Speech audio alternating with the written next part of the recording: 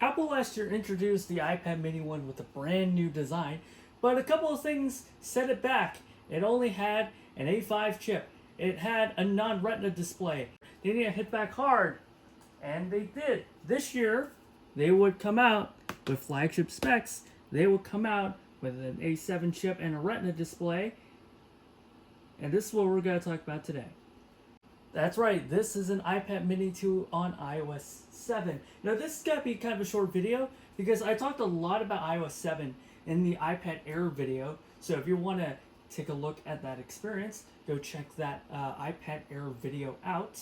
But this is the iPad mini 2. We're going to be focusing on what did it improve from the iPad mini 1. Because the iPad mini 1, when it came out, it was promoted as, oh, the iPad 2 mini with iPad 2 specs, the iPad 2 display, but what people want is a Retina display, which the last three iPads have now, the iPad 3, 4, and Air, right? They wanted a more powerful chip instead of, the chip that was, more than a year old and more than one generation old. So, they really have to punch harder here. This has an A7 chip. That's right, this is a 64-bit chip. Just like, well, not really like the iPad Air. In fact, it's more like the iPhone 5S, but it's still an Apple A7, which a version of it is in the iPad Air. That is overclocked. This is underclocked. Slightly underclocked from that big A7. In fact, it is the iPhone 5S A7 chip. What that means is that at certain tasks, it's just not going to have a little bit of extra horsepower to the 9.7 inch.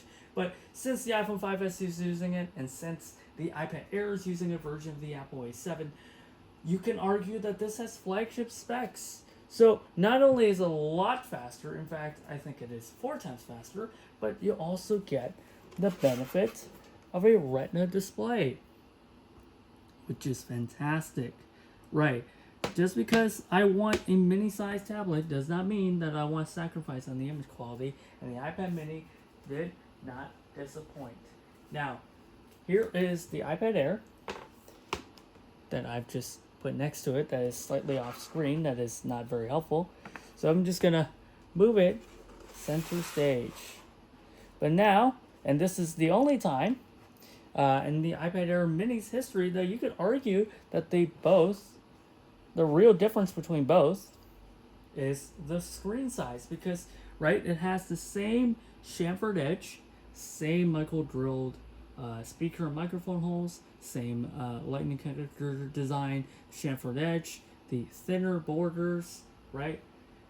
And now the same display and the same Apple A7 chip. So the iPad mini 2 really leaped ahead in 2013 amongst all of the competition to be just a smaller version of the really popular full-size iPad. In this case, the iPad Air, right, a lot better, and now the iPad mini gets to continue the design that it pioneered and propagated to the full-size iPad. So you get a choice of the bigger or the smaller iPad without compromises. Of course, the A7 chip is slightly slower, but that's really it. So the difference is basically imperceptible. It's running the A7 chip. Has the same display. The size is just different. And I think it's really great. So if you're buying the mini, that you're not getting gimped, you're not getting fewer features, you're getting the same thing as the bigger iPad in a smaller form factor, which is really, really great. So if you want to spread out your work, you can use the iPad Air. If you want a little more compact design that can bring everywhere, you can use the iPad mini. And that's just the best of both worlds. And it's a shame that Apple did not do this later. In fact, the next iPad mini is going to be a massive, massive disappointment. But that's a story for the next iPad mini video. But what I want you to know is that the iPad mini was once really great, and this was the really, really great iPad mini. So again, it also has all of the iOS 7 quirks, right? So you have the new calendar app. You have the new Photos app. You have the new Camera app. Yeah, I don't want to go to settings here. Right. You have the new Clock app with the disappointing world clock situation. just like here, which is slightly bugged on the iPad Air, but it's fine now.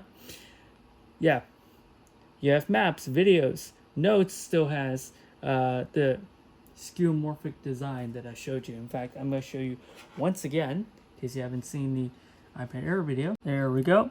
You can still see a little bit of the paper gray. I don't know if it's easiest to see, but there you go. You can kind of see the paper gray in the background. The photo booth app still has a bit of skeuomorphism in it. So if I hit the shutter button, see it drops down. Right, Game Center is out of green felt. No more green felt. You have Newsstand, which is its own app. You have the iTunes app stores, which are, you know, white instead of black. And then you have, right, Music, Mail, Safari, and Music. And Messages, rather. But you can see that the bar is here, right? So again, the full iPad Air experience on iOS 7 in a smaller package. And that also includes the huge notification center that, you know, takes up the entire screen instead of just the middle. You have Control Center. You have the app switcher. And when you use Siri, it takes up the entire screen. Siri not available. Connect to the internet. Yes, but do you have to take up the entire screen to tell me that? And of course, the accessories all work. So in the iPad Air video, I showed you that it uses the same accessories. So now I'm going to show it to you again. So there you go. This is an iPad mini case. Case in point, you will soon see why you should not buy a brown leather case. Okay, so let's put that in there. Are you ready for a jump scare? Because I am not. Or you guys see it anyway. Let me close it up. Oh my god, what happened to it? Yeah, the brown smart case just kind of bled into this green case. But there you go. The iPad Mini 2 looks horrifying. But the same design here for the iPad Mini. So let's seat it in its case. And there you go. You get both the iPad Mini and the iPad Air using the same design, same chip, same display, same everything. The only difference is the cost and the size. And this goes to show that the iPad Mini really peaked in 2013, ironically. And this is the iPad Air, but it was still focused from the iPad Mini. But yeah, the iPad Mini was once really, really great. Yeah, in 2013, iPad Mini fans don't know how good they have it. And yeah, that's the video. Hope you enjoyed it.